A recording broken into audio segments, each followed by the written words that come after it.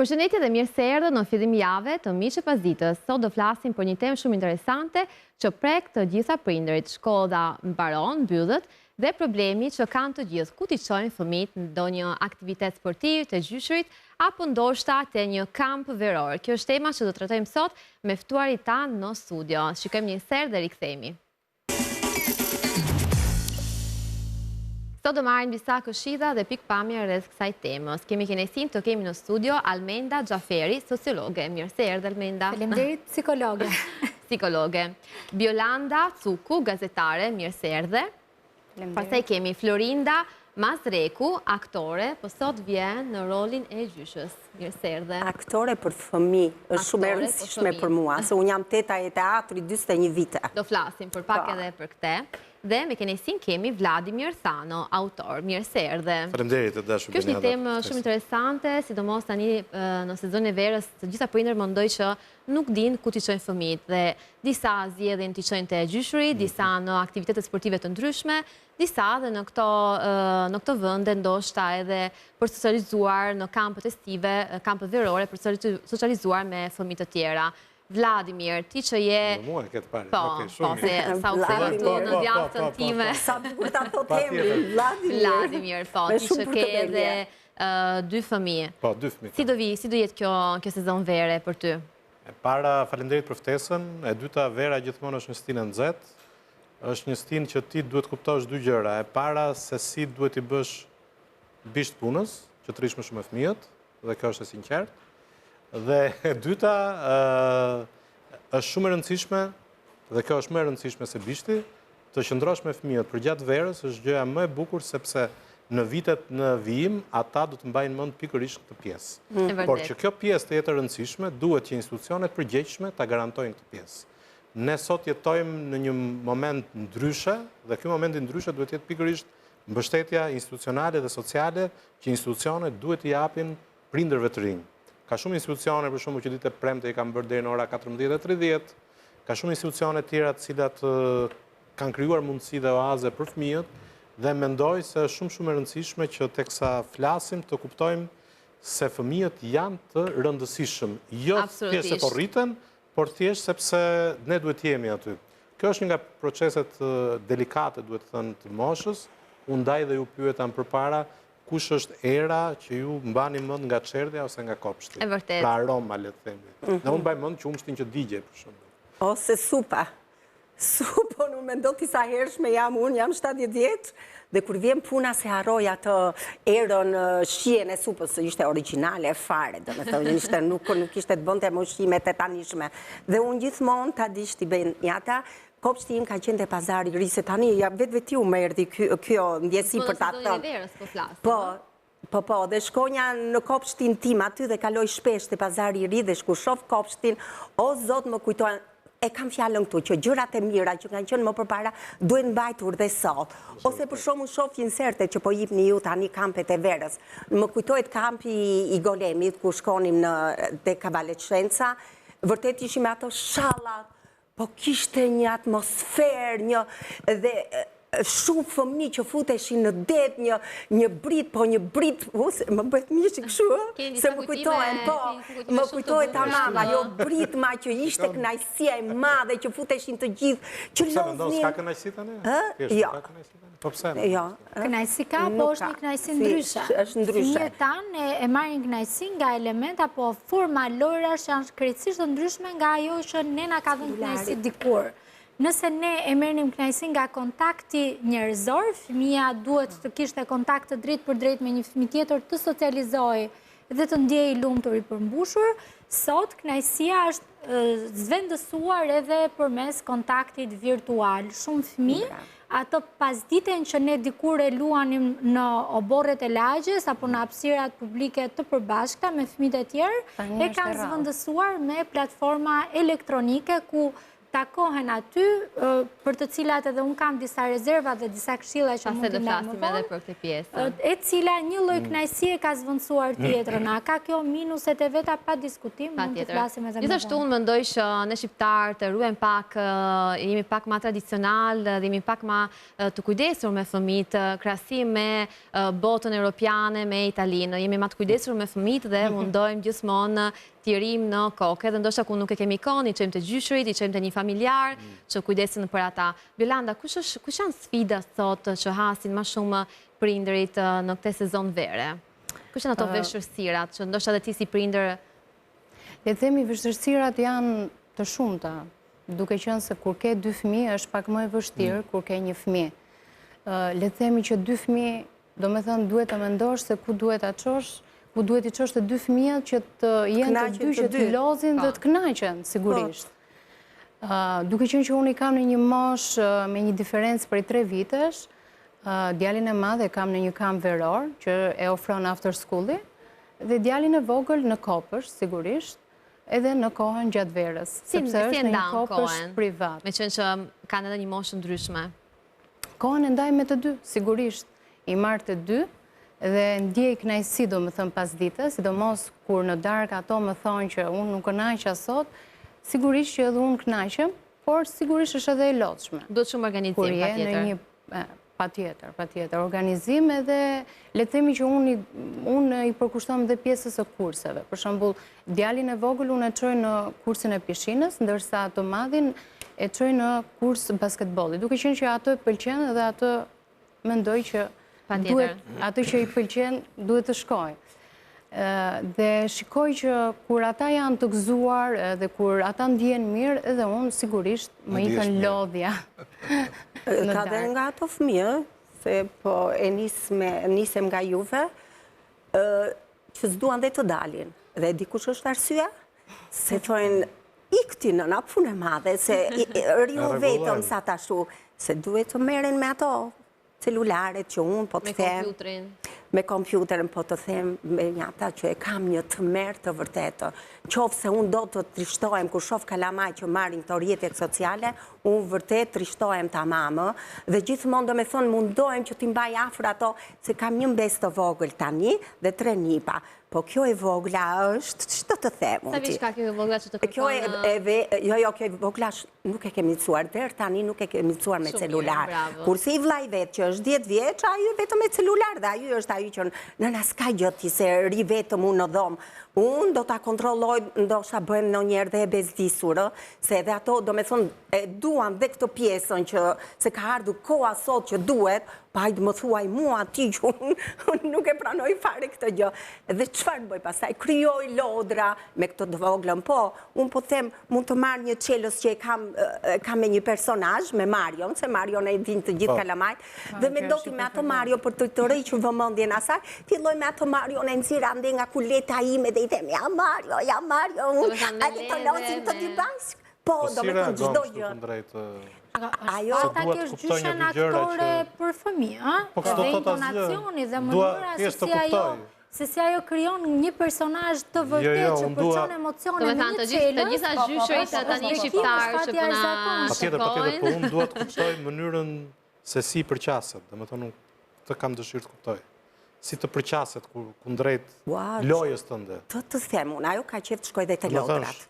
Dhe te lodrat ka to preferencat e veta, kjo e vogla, dhe unë e marë se jam një gjyshe e përkushtuar sa me ndoti dhe Messi më thonë tani se jam përkushtuar gjatë gjithë kohës, në basë them të vërtetë, ose në njerë dhe revoltojnë dhe ju them, u lodha, nuk ka shumë, pa jo më jep aq shumë kënaqësi sa unë e marrë dhe e qoj te lodrat. Dhe ajo do për shumë këtu te lodrat që janë jashtë, në ambient të jashtëm. Dhe në fund fare unë i shkoj nga mbrapa, po qa si bëj, e po shkoj me kalamaj. Sigurisht varet edhe nga karakteri i fëmijës, që janë qa fëmijë që ka një karakter ma të butë, do shta vajzat. Jo, ajo është një qik shurë, është mimoza lastica, Normale, si gjithë gotët, mundojnë mosh. Edhe e marë, po në fund fare shi qarë bëj dhe i them, nëna u kënaqe, dhe vërtet ajo, ato që ndjem për shumë kur kënaqet, ajo e shpreh. Dhe më thot mua, nëna u kënaqja shumë dhe më put, dhe që ke nënën ti, e kam lule, e kam dashuri, e kam zemër. I shkon para mrapa. Po, para mrapa, s'bëhet fjalë.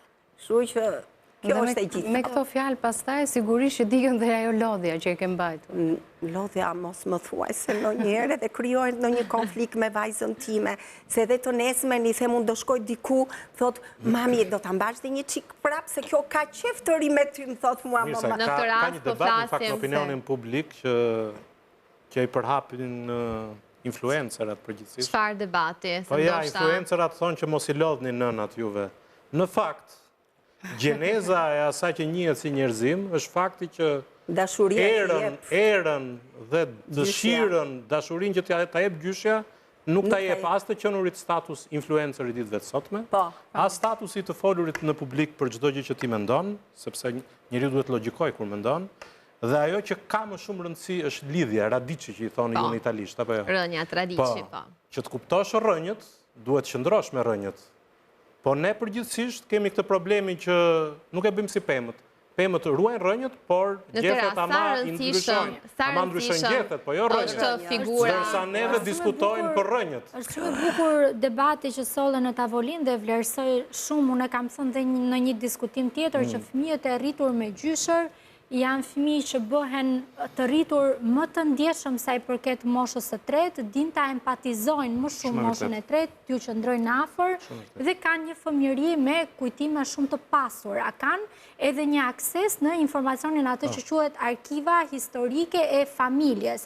Pikërisht sepse gjyshit nëpërmjet narrativës apo tregimit të historive të ngjarjeve e pasurojnë kujtesën emocionale të fëmijëve edhe me trashëgimi ndërbreznore. Çfarë ka kaluar fisi, familja, farefisi, këta fëmijë kanë një informacion më të gjerë, por nga ana tjetër, duhet jemi shumë të kujdesshëm në rastet kur kërkojmë që të zvendësojmë apo të delegojmë të gjitha përgjegjësitë tona prindërore, duke i bërë gjyshërit kujdestar të fëmijëve tanë 24 orë në shtat. Këtu duhet jemi të kujdesshëm, të dim t'i vlerësojmë gjyshërit për benefitet dhe zhvillimin e shëndetshëm psikoemocional që japin fëmijëve dhe nga shfrytëzimi dhe konsumi apo konsumimi i resurseve të jashtëzakonshme që gjyshërit kanë duke i lënë barra të tepërta përgjegjësie për të rritur me orë të gjata. Që i lëm një kujdestari të gjatë. Pse, domethënë, pse duhet ta shtyjmë këtë gjë kur ajo që unë vëre, kjo është një gjë që duhet ta zgjidhim vetë. Kam në përditshmëri me prindër, mua nuk më duket e drejtë që një fëmijë të rritë te gjyshit çdo ditë nga mëngjesi deri në darkë dhe kontaktin me prindrin ta ketë pothuajse zero. Vetëm në momentin që nëna dhe babai shkojnë i marrin nga gjyshi dhe i çojnë për të fjetur në shtëpitë e tyre. Fëmia ka nevojë të shpenzojë kohë cilësore dhe të gjojë së pari me prindrit dhe së dyti është testari i jashtëzakonshëm prania e gjyshërve. Kur edhe gjyshit nuk zvendësojnë në kompetenca apo edukim, apo nuk i mbivendosen qasjeve të prindërve. Patjetër, po duhet parë në socioekonomik, sa buxhet kanë, më thënë mos themi kaq kështu. Atëherë, nëse flasim për buxhetin televizion nuk duhet bëhemi në i listë. Nëse flasim për buxhetin ekonomik dhe themi prindrit e kanë të pamundur që të përballojnë after school-e, kampe apo qendra të tjera alternative, është drejt nga ana tjetër që gjyshërit që kanë rritur fëmijët e tyre me sakrifica të sakrifikojnë dhe këto vitet të mbetura duke u ezauruar. Si tha zonja dhe ndoqa pak të të kesh një fëmijë, tha, është më e lehtë, po të kesh dy, është më e vështirë për të përballuar nevojat e tyre, ngarkesat emocionale, resurset ekonomike që duhet i vësh në dispozicion dy fëmijëve. Para mendoni tani gjyshërit që nuk kanë vetëm një nip, ja ta mbyll, nuk kanë vetëm një nip apo një mbes, po kanë 3, 4, 6 dhe kur të gjithë këta nipër edhe mbesa shkojnë tek e njëjta gjyshë pastaj, se prindrit nuk kanë mundësi të tjera. Vetëm një gjë, të kuptosh një gjë. Unë që nga fëmijëria ime deri më sot, duke qenë se punojmë në fushë që quhet media, një ndër gjërat kyçe para se të bëhesh gazetar është të vëzhguhet shumë mirë. Dhe unë besoj që gjatë gjithë rritjes time kanë vëzhguar aty në lagjen time të gjithë nënat, gjyshet, pra që kanë rritur fëmijët. Dhe kanë vënë re këtë gjë. Dhe këtë besoj se mund ta ndajmë dhe mund të thoni po ose jo. Përgjithsisht, gjyshet në moshë të re, të cilët mbajnë fëmijë, nuk quhen aq të konsumuara sa që mendojnë që në fund procesit do quhen të konsumuara. Unë vëre që atë lloj energjie që ta jep fëmia duke vënë energjinë e mendjes, po edhe të trupit, ruan një farë, le të themi, elasticiteti. Dhe pastaj ka vënë që bien më njëherë kur nuk kanë më fëmijë. Po ja, këtë dua të them. Po gjyshet e reja mund të jenë Jo, Renata do të thënë jo sepse jo të gjitha gjyshërit e Shqipërisë ja kanë një moshë tre. Janë edhe gjyshërit që janë një moshë tre, që janë 70 e sa vjeç, ndoshta nuk e kanë shumë mundësinë dhe fuqinë fizike. Përgjithësi ku janë të ri, me ta lidh me muhabetin tuaj. Vërtet, unë jam shumë e lodhur, shkoj, do me thonë dhe më ngarkon, për vajza nuk më ngarkon për punët e edukimit të qujit. Gjithashtu, ju jeni një gjyshe shumë e re. Po, jo, se sa shumë e re. Jeni shumë e re na perceptimi. E beson, për punët e mësimeve, për mësimet edhe për pjesën edukative, vajza dhe dhëndri nuk më, do me thonë, në disa raste më thonë që ndalo ti, se mua më vjen keq në disa raste kur ato meren dhe fillojnë e qortojnë, dhe aty meren ato. Po është dhe një gjë, kur s'ma lejnë mua tani kanë iku në i marë ato, se janë punojnë andej. Si ndjesh që ku nuk i keni këtë? Bosh fare, kot fare, dhe them o zotë, marë në telefon dhe i them, kur më thot ma jo, nëna Quqi, kur të fish ti? E i them unë, e ke par peshkun aty, ke deti, do vi nëna Quqi dhe do të këndojmë atë këngë. Po miro, nëna, të bëj një pyetje. Peshku i kuj, qamu, semi, buz, burbuq. Do me thanë gjyshët të momentin. Me personazhe. Nëna, vetëm falë. Po mendon se ne po flasim për një eksperiencë, ne kemi një hall tjetër. Do me thënë, halli jonë është që ne i fusim në summer camp se nuk kemi që bëjmë. Për shumë, unë mama nuk e kam, babajnë e kam goxhat madhë në mosh, edhe vitin e kaluar që mama në kisha i bënim shërbim dhe asaja, vjeri dhe vjera janë thirë dhe nuk janë këtu, dhe ne nuk kemi asë njeri. Më thënë, unë jam i detyruar që gjatë gjithë kohës, do me thënë, ne kemi një problem që ne as 5 minuta, do me thënë që unë dhe gruaja të flem bashkë 5 minuta, të pashqetësuar, po flasë në totalin tonë, ta kemi në dispozicion, dhe kjo është një problematik shumë e madhe. Po e heqim edhe këtë se kjo është pjesa e sforcës që ne kemi zgjedhur vetë i rrisim fëmijët, edhe kjo është një pjesë dhe një përgjegjësi e plot dhe ne unë bëjmë me shumë dashuri. Por çështja është tani, si mund të bëjnë pushime verore kundrejt kampeve të strukturuara mendore? Nga nga tjetër dhe po flasim almenda për gjyshrit, për nga nga tjetër kanë edhe prindër që nipa dhe prindër që nuk e kanë mundësin të kenë prindër të tyre afër apo të kenë në gjyshrit, sepse në emigrim apo situatat të ndryshme nuk din ku t'i qojnë besat nipat. Me përfundimin e vitit shkollor, pa tjetër që fëmia ngelet pa një program ditor të strukturuar, i cili ka benefitet e veta dhe ka vlerë tjetë në ditën e fëmijës, pra dita të ketë orare të caktuara, ku ka një rutin, ku bëhen aktivitete, socializimi me fëmijët e tjerë, lojrat në natyrë, ku fëmijët nuk është që thjesht luajnë, po dhe psikoedukohen, mësojnë përmes lojës, mësojnë të jenë në mjedise sociale, mësojnë të garojnë edhe të përballojnë humbjen apo fitoren. Dhe këto aktivitete janë shumë të bukura dhe kur organizohen në kampe verore të licencuara, ku stafi është i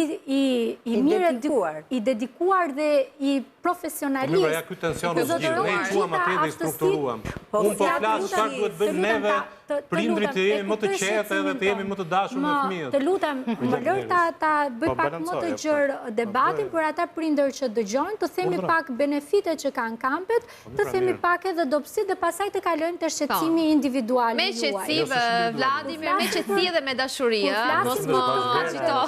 Kur flasim për këto kampet verore, kanë të mirat e veta.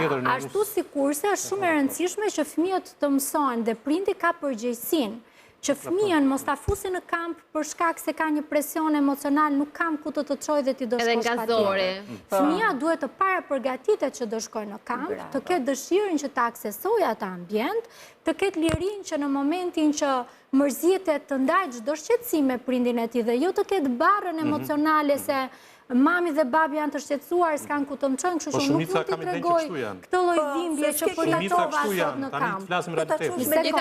Gjithashtu janë edhe fëmijë që shkojnë me kinesi shumë të madhe në përtempin se janë disa mësues shumë të mirë dhe janë kalojnë kohë me mesataret e tyre. Për të arritur këtë, që është shumë e rëndësishme për fëmijën, prindri duhet ta flasi paraprakisht. Do të çojë ky kampi, ke dëshirë të shohim ambientet, aktiviteti që ti do bësh për këto 10 ditë do jetë ky dhe ti do bësh këtë dhe do bësh këtë. Dhe nga ana tjetër, ti mund të vish dhe të më thuash mua çfarë do lloj gjoje që ty të shkakton dhimbje në atë ambient. Të lutem të mbaroj logjikën dhe do të përgjigjem të gjitha pyetjeve. Nga ana tjetër është shumë e rëndësishme që prindi të lërë derën hapur, që të gjitha shqetësimet që ndodhin në këto kamp, prindi të ketë sy dhe vesh për ta dëgjuar në mënyrë aktive fëmijën e tij. Po ashtu është e rëndësishme që të informohemi, a janë grup mosha të mirë strukturuara në këto kampe verore?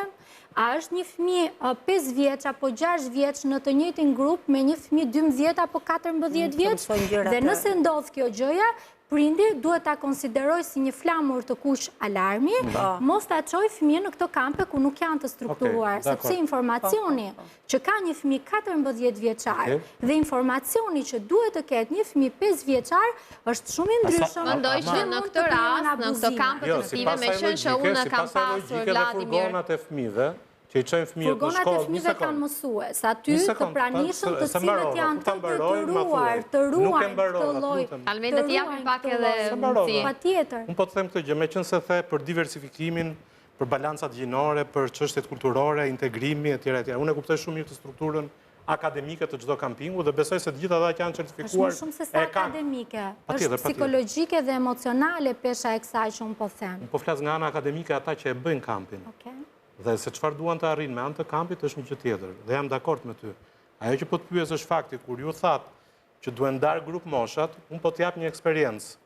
Në furgonat që shkollat marrin, për shembull, cikli parashkollor dhe klasa e parë, 2 e 3, aty janë të gjithë bashkë. Ta ktheva përgjigjen, unë kam mësues të stafit të shkollës aty që parandalon ndarjen e papërshtatshëm të informacionit, gjuhën e papërshtatshme dhe merren masa. Gjithashtu mendoj që në disa situata, si ky situata që ti përshkruajte tani në autobus ku fëmijë të rinë në një moshë të ndryshme, mund të them. Dhe një nga problemet që kisha ishte sa disa të moshave të tjera. Tani do kërkoja vetëm për vajzën time. Mos patjetër, nuk do ta bëj. Do ishte një moshë. Është ndryshe kur aktivitetet dhe lorat dhe garat dhe aksesi tetor bëhet në një kamp.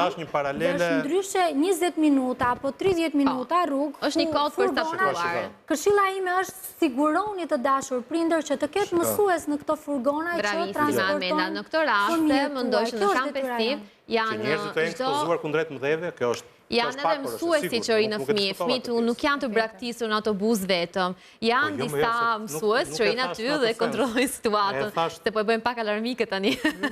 Mos të trembim prindër që janë. Nga ana tjetër doja të thosha diçka, në mungesë të kampeve, se më ngritej një pyetje dhe the sa kohë është e shëndetshme. Nuk mund ta çojmë fëmijën më gjatë se sa 10 ditë në një kamp veror apo 14 ditë nëse fëmia ka dëshirë të vazhdojë që të jetë aty. Çfarë do bëjmë atëherë? Nga ana tjetër prindri duhet të alternojë midis pushimeve verore, midis kohës që duhet të gjej për ta dedikuar dhe duke marrë leje reciproke njëri tjetrit, duke kërkuar ndihmë tek duke punsuar një datë ose zonale, sepse është përgjegjësi kur sjellin një fëmijë që mos t'i lëm të rriten vetëm. Alternativat janë këto. Nga ana tjetër çfarë vëre unë? Vëre që prindrit kanë një lloj tendence për të krijuar një ambient super të shëndetshëm, duke i çuar fëmijët nga njëri kurs te tjetri, duke i të mbushur me kurse, duke i të mbushur me aktivitete fizike, duke i mbistimuluar me blerjen e lodrave apo lojrave që janë gjatë gjithë ditës. Edhe kjo është e dëmshme.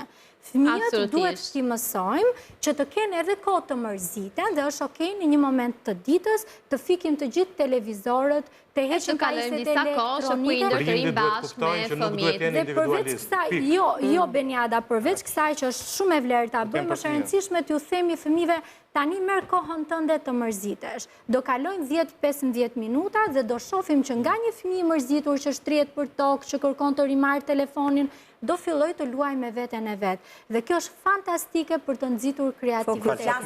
Mos u shqetësoni Unë dua të di pak. Mos u shqetësoni nëse fëmia juaj mërzitet. Është e shëndetshme që me intervale të caktuara kohe të di të përballojë dhe emocionet e mërzisë. Mos t'i shmangim ato dhe mos të ndjehemi në faj nëse fëmia mërzitet. Jepini kohë, mësojini që ata ta përballojnë dhe vetmin Edhe t'i lejmë fëmijët ndoshta pak vetëm në sezonin e verës dhe mos i bikarkojnë. Të merren me këto gjëra. E vërtet. Faleminderit shumë që na. Vajza thotë që ta alternojnë Të në dy kohë. ekstremet janë njësoj të dëmshme, zonjë dhe bie dakord me Ku ju. ta gjej prindi ato lejen, ajo është i detyruar të shkojë në punë aty. Dhe prandaj jemi ne gjyshet. Prandaj jemi të përkushtuara. Violanda, ti si e ke zgjedhur? Zotria nuk e ka gjyshen, vajza juaj është e bekuar. Dua të di pak edhe mendimin e Violandës. Unë me vajzën time s'kam pasur mundësi ta lë te gjyshja, kam gjetur mundësi alternative, kështu që unë e kuptoj shqetësimin tuaj edhe si prind. E para nuk e kam personale se mos e marrim sikur i kemi personale.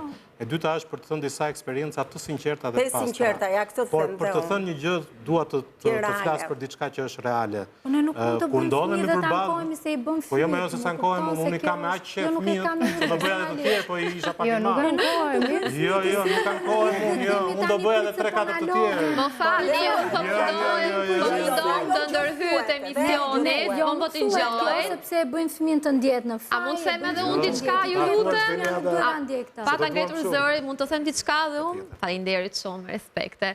Dua të ngjosha edhe pak mendimin e Violandës, që ishte qerekore e shkreta që po rinte këtu dhe po të ngjonte. Ndërkohë, Violanda ka 2 super fëmijë, ka një eksperiencë mrekullueshme edhe si prindër dhe doja të ngjoja edhe pak mendimin tënd në këtë sezon vere. Si e ke, çfarë do bësh ti, si e ke organizuar me fëmijët? Unë, siç e thash dhe më përpara, djalin e madh e kam dërguar në një kamp veror, duke qenë se ne jemi dhe në punë, para dite, kuptohet, dhe mbas dite pastaj i përkushtohem të 2 fëmijëve.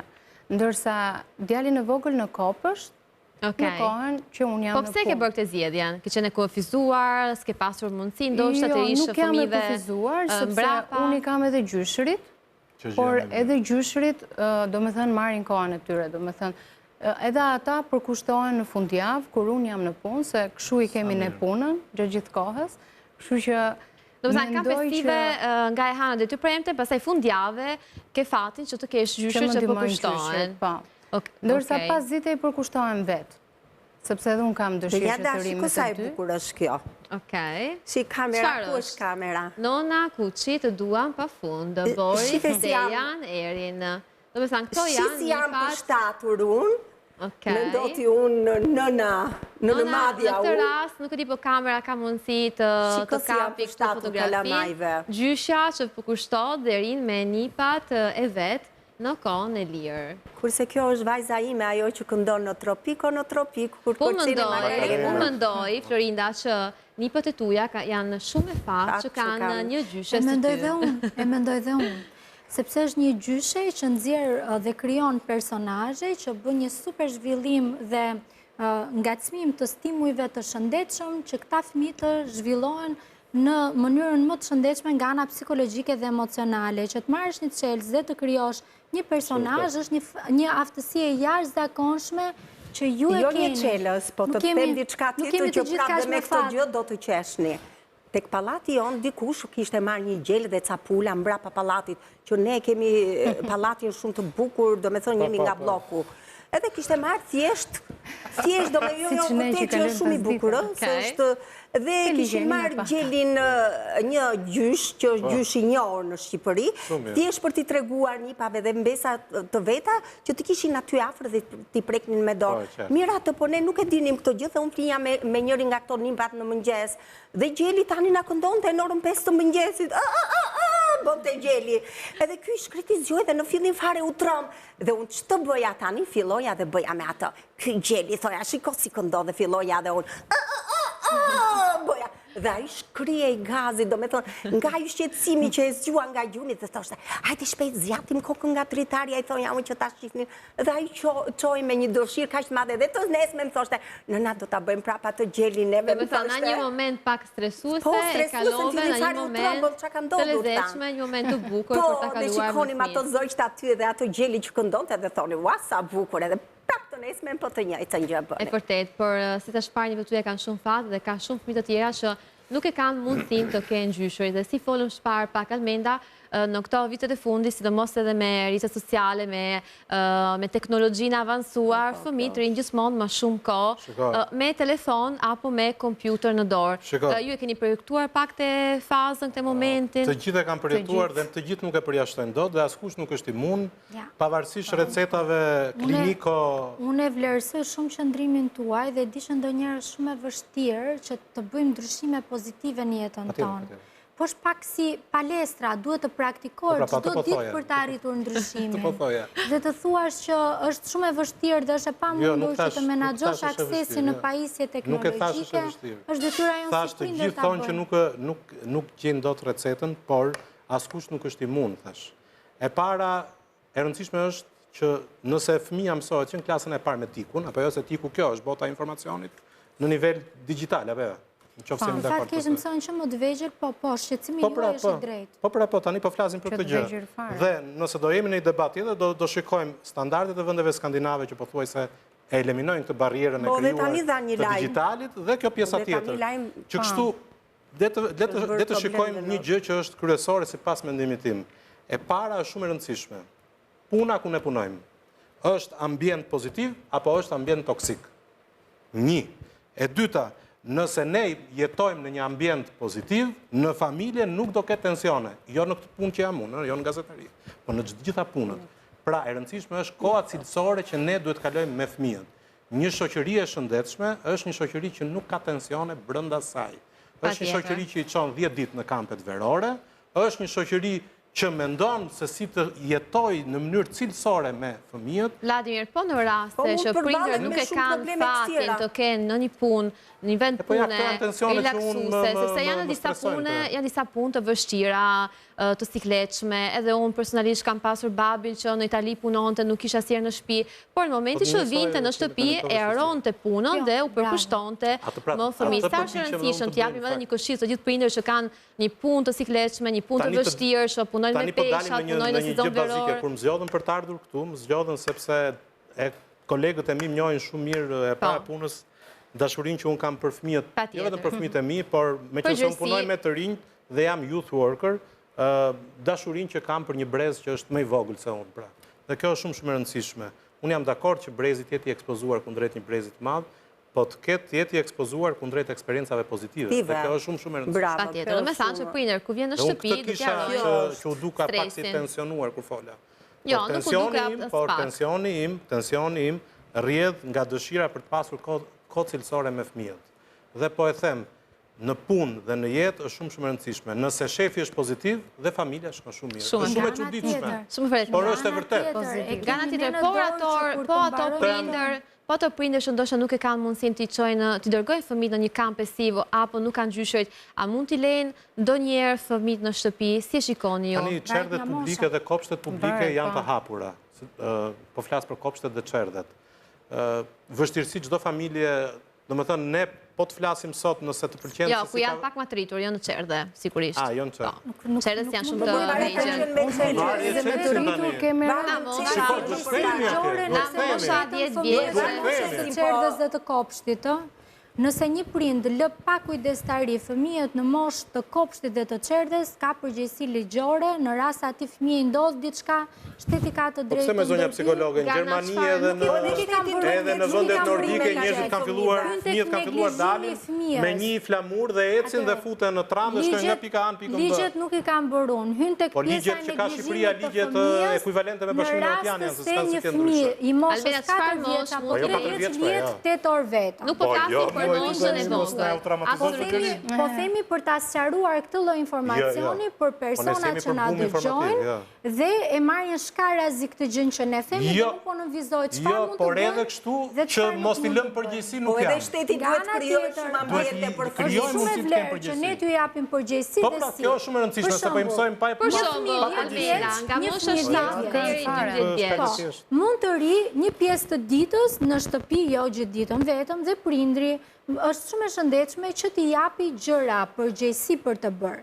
kujdes, këto përgjegjësi nuk duhet të jenë më të mëdha se sa mosha e fëmijës për të Sa bërë. orë mund t'i lejë në shtëpi prindër një fëmijë që ka 10 vjeç në këtë rast? Ose çfarë do bëj fëmia në qoftë se është edhe 10 dhe 14 vjeç, me çfarë do merret nga mëngjesi deri në drekë që do kthehet prindi? 10 vjeç, nëse ka dëshirë dhe nëse ndjehet gati dhe nëse I bie nuk ka që do ri me frikë, televizor. I themi që nga ora 1 deri në orën 2 ti mund të shofësh një film që të bashkë kemi rënë dakord dhe prindi ka akses. Unë sa hoqja Filmi është një orë gjysmë. Po e vetëm ndigjon as e ndigjon se ti nuk e kontrollon dot, po e shef atë filmin po se shef. Se duhet jemi me këmbë në tokë. Ta mbaroj pak me këmbë në tokë, po flasim si prindër këtu dhe nuk po flasim si njerëz që nuk njohin Jeta botën nuk e është manual, kjo fëmijëve. është problemi. Nga ana tjetër, mund të ndihmojë fëmijët të marrin përgjegjësi shtëpiake, për shembull. Nuk jemi siç kanë qenë unë në moshën 7 vjeç dhe luaja vetëm dhe nuk më shikon të flasim nga një që edhe publiku na kuptoi fakt që detyrat që prindi duhet t'ju lërë fëmijëve për të angazhuar me përgjegjësi të shtëpisë apo me punë të shtëpisë duhet jenë në përputhje me moshën e tij dhe jo më të mëdha se sa mosha. Mund t'i lihet detyrë një fëmijë 10 vjeç që të ujisi lulet, për shembull. Nëse ka kafshë shtëpiake, mund t'i lihet kujdesi për t'i hedhur ushqimin kafshëve shtëpiake dhe për të pastruar atë rërën nëse ka mace.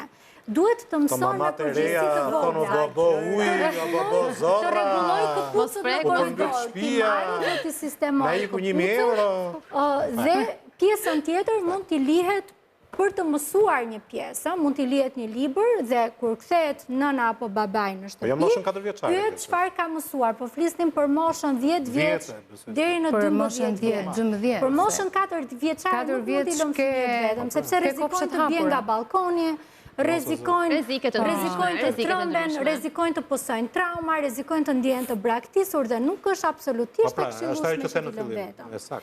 Nga ana tjetër, është shumë e shëndetshme që ti mësojmë këta fëmijë që të përballojnë pak ndjenjën e vetmisë. Sa më shumë rriten, aq më shumë shtohet përgjegjësia, por të gjitha këto në një kujdes me plot butësi nga ana e prindit. Kur fillon që duhet japim përgjegjësi fëmijëve në vegjëli? Po fëmijës duhet japësh përgjegjësi që 2 vjeç. Për shembull, 2 vjeç duhet t'i thuash ti tani këtë xhupin mund ta veshësh vetë. Dhe gradualisht këtë këpucën 3 vjeç dhe 4 vjeç do ta lidhësh vetë, mua më ke këtu. Nëse ti ke nevojë për ndihmën time, ka fëmijë që pampersin, ajo varet nga fëmia ndonë. Nga anatomia fëmijët janë gati për ta hequr pampersin në moshën 2 vjeçare. Jemi ne prindrit ndonjëherë të papërgatitur për të kaluar procesin, no? Kështu që ti mund të më bësh pyetje sa të duash për fëmijët dhe unë do t'i jap të gjitha, e njoh shumë mirë botën e fëmijëve. Po për këtë arsye do kemi ftuar edhe ne që kemi. Secili ka eksperiencën e vet, dhe kjo panel është e bukur sepse Secili jep një eksperiencë. Këtu kemi gjyshëm me eksperiencë aktive në këtë fushën. Një këshill nga ana psikologe që sigurisht ndihmon gjithmonë më shumë prindër që janë në moshën e re apo edhe prindër që janë pak moshën e madhe, se çdo prindër ka nevojë për këshilla. Më përpara kur martoheshin e dashur gjyshe? Martoheshin shumë të rinj. Pra fëmijët i bënin herët. Herët shumë. Në 22 vjeç mbyllin punë. Tani me që loznin jashtë, kishin tjetër për qasje. Por çfarë ka ndryshuar? Më trego pak, çfarë ka ndryshuar sot? Dua të di, pse fëmijët nuk lozin më për jashtë si atëherë? Po se kanë mendjen te celulari? Po. Është besimi, besimi përgjithësi. Më të llastuar, se ne dilshim aty për jashtë dhe hanim kafshatën e njëri tjetrit. Unë mbaj mend atë bukur me sheqer me vaj. Ndoshta dhe me ujë ndoshta ndonjëherë që e hanin, dhe thoshta i tjetri nëndej mua një çadër dhe ne ndanim çapën me njëri tjetrin. Më lejoni të ndaj një statistikë këtu nga unë CR-ja nuk është e imja. Do të thënë ke ardhur përgatitur. Është një organizatë, jo, për fëmijët, për fëmijërinë tonë. Atëherë do japësh që ka patur kjo loja janë dikur. Këtë informacionin, pastaj unë dua që emisionin, këtë pjesën e parë emisionit ja mbyllësh ti Biolanda me një këshill për të gjitha prindërt. Ndërkohë mendoje. Atëherë, pa diskutim që fëmijëria jon ka qenë një thesar në shumë aspekte, por ne si fëmijë kemi qenë më të ekspozuar ndaj keqbërësve të rritur.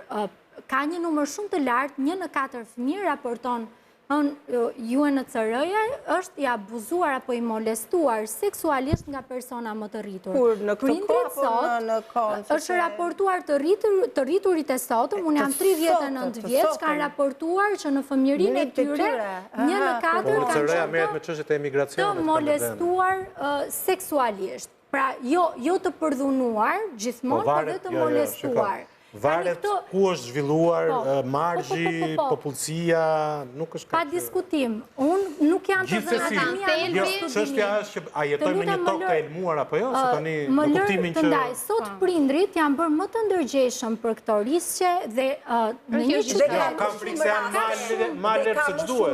Ka shumë heterogene, një shoqëri ka shumë heterogene, sa që është Tirana sot, ku ti nuk e di kë ke komshiun gjitur dhe kë ke komshiun përballë, dhe për shkak të ritmit të jetesës dhe për shkak të ndryshimeve të shpeshta që ndodhin, ti nuk e di me kë ke të bësh. Dhe e ke nevojën për ta mbrojtur fëmijën tënd e ke më të lartë. Do të thënë kemi përmirësuar me shqiptar po jetojmë, nuk po jetojmë. Kemi rritur barierat e mbrojtjes ndaj fëmijëve dhe kjo ka bërë që fëmijët sot të socializohen më pak dhe kjo është diçka shumë pozitive në mënyrë fizike. Është diçka shumë pozitive. Na pret publiciteti Biolanda, një këshill, më falë. Ka rritur mbrojtjen ndaj fëmijëve, nuk që do të thotë bukra e live-it që neve vazhdojmë, po më falni, po do shkojmë në publicitet, një sekond, pastaj vazhdojmë bashkë me publicitetin. Një këshill, mos më ngacmo. Një këshill për të gjitha prindërit në këtë sezon vere. Atëherë këshilla ime është sa më larg telefonave, iPadave dhe teknologjisë, do me thënë, me orare të caktuara, mendoj unë, të paktën nga eksperienca ime që kam unë me të 2 fëmijët, dhe mendoj që t'ja mbushim kohën me aktivitete, me art craft, me pjesën e natyrës, për të shkuar në një aktivitet sportiv, edhe kurse të ndryshme. Ky është mendimi im. Vladimir, një këshill edhe nga ana jote? Këshilla ime është hiqni dorë nga të qenurit individualist dhe bëuni më shumë njerëz që doni të rrini me fëmijët tuaj. Të qenurit individualist nuk ka për t'i dhënë kohë cilësore.